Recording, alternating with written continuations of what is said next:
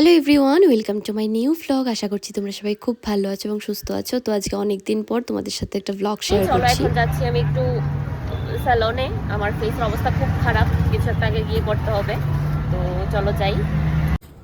তো আমি কিন্তু আবার চলে এসেছি আমার পছন্দের একটা স্যালন, বিয়ার্ড এন্ড ব্লাশে। তো চলো ভিতরে যাই।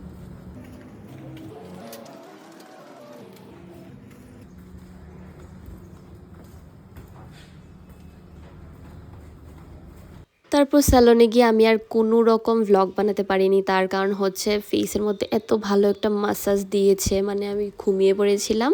আর এখানে দেখো যখন ফেসটা পুরো ক্লিন হয়ে গেছে, ভীষণ ভালো লাগছিল, একদম ফ্রেশ লাগছিল। চলে এসেছি, বল পোলো সেন্টার মল। কি কিনে দিবি আমাকে? কি কিনে দিবি? Casio watch. তো আমি আমার বার্থডে গিফট নেওয়ার জন্য চলে এসেছি পোলো সেন্টার মলে। এখন যাব। তো যাওয়ার পর কিন্তু আমি প্রথমেই দেখছিলাম এই দুটো ঘড়ি, আর এই দুটো ঘড়ির থেকে আমি একটা ঘড়ি অলরেডি নিয়েছি। আর আমার ঘড়ি দেখা নিয়ে আমার ভাইও শুরু করে দিয়েছে ঘড়ি দেখা। তো আমি বার্থডে গিফট নিয়ে নিয়েছি আমার বাবার তরফ থেকে, এটা আমার বার্থডে গিফট, গিয়ে তোমাদের সাথে শেয়ার করব। আর এখানে এখন চলে এসেছি কিছু খাওয়ার জন্য, ভীষণ মানে খিদে পেয়েছে, দুপুরবেলা খেয়ে বেরিয়েছিলাম, তো এখান থেকে কিছু খাবো, খেয়ে তারপর যাবো আর কি।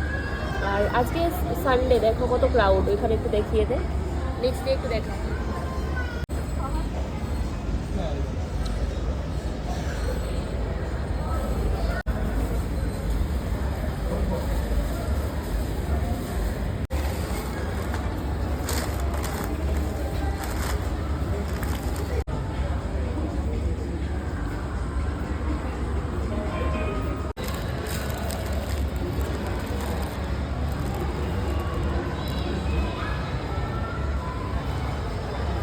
তো খাওয়া দাওয়া করার পর আমরা কিন্তু চলে গিয়েছিলাম একটু প্যান্টালুন্সে। আর এখানে এসে আমি কয়েকটা ড্রেস ট্রায়াল দিচ্ছিলাম, কিন্তু আমার যে ড্রেসটা বেশি পছন্দ হয়েছে সেটা আমার সাইজের নেই, তাই আর নিতে পারিনি।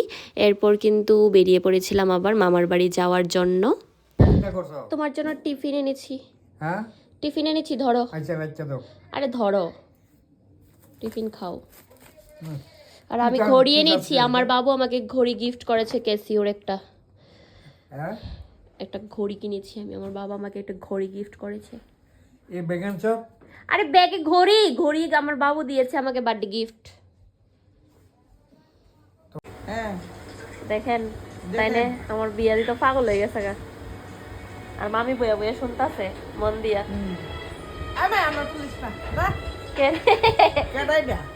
কেউ না, আমি তো ভিডিও এনে করতেছি, ব্লগের ভিতরে দিতাম। হাই কো, তোমরা না বিবাহ বার্ষিকী হাই হাই করছি তো।